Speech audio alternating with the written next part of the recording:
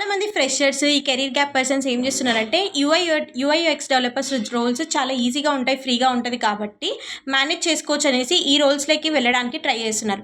చాలా బాగుంది, మీరు కెరీర్ పాత్ చాలా బాగుంది, చూస్ చేసుకున్నది బాగుంది. ఎందుకంటే కోడింగ్ ఎక్కువ ఉండదు, మేనేజ్ చేసే కెపాసిటీ చాలానే ఉంటుంది, బాగానే ఉంది. కాకపోతే మీరు ఏం చేయాలంటే, మీ డౌట్ ఏంటి ఇప్పుడు, యూఐ యూఎక్స్ డెవలపర్ రోల్స్ వెళ్ళిపోతాయా, లే ఆఫ్ అవుతాయా అని అడుగుతున్నారు.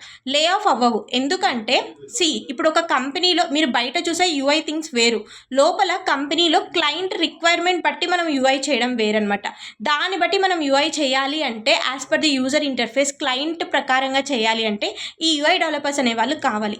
కానీ మీరు ఏం చేయాలంటే ఫ్యూచర్లో హై ప్యాకేజెస్, హయ్యర్ గ్రోత్ ఉండాలంటే మనం కొన్ని ఏఐ టూల్స్ కూడా నేర్చుకోవాలి, కొన్ని కాంపోనెంట్ టూల్స్ కూడా నేర్చుకోవాలి. లైక్ రన్వే కావచ్చు, UI words, sketch to code, Adobe, Figma, ఇలాంటి ప్లగ్గిన్స్ గురించి కూడా మీరు నేర్చుకోవాలన్నమాట.